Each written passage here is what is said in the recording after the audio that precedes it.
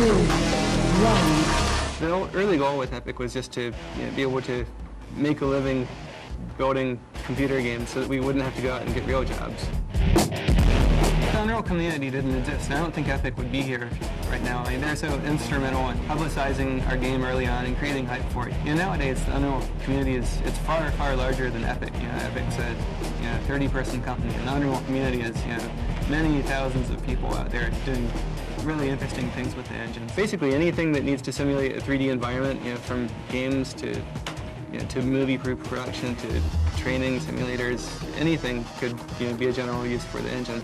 A lot of our game design process is what is called an iterative process, and what happens is one person will say, just an individual designer will sit down and say, I really want to make an environment that has, snow, and the environment's extra slippery. And we have these vehicles, and I want to see how this environment's going to work with these vehicles and whatnot. Any number of random ideas from there. And what the designer will do is he'll sit down and he'll try it out, and then various team members will play it, and a feedback loop will occur, and we'll decide if this is something that's fun or not.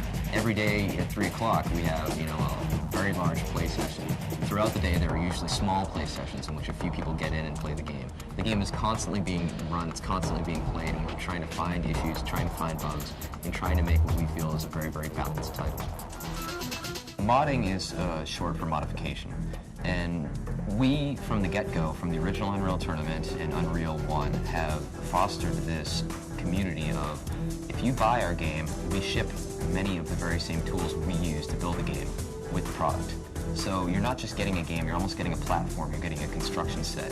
And you can take what we've given you and start building your own environments. You can start creating your own characters, and from there you can post them on the internet and share them with other users.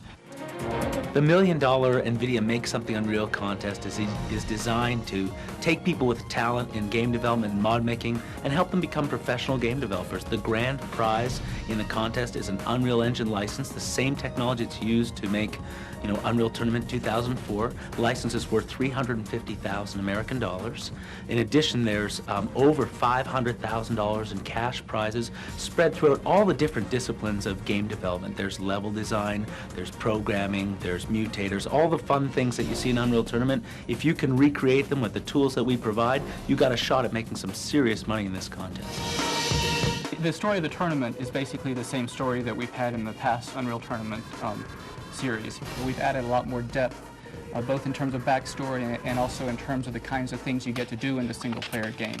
The backstory ties into the Unreal universe and tells you a lot about why the tournament happens, why different things are in the tournament, and why the other teams that you're competing against are competing and what their motivations are.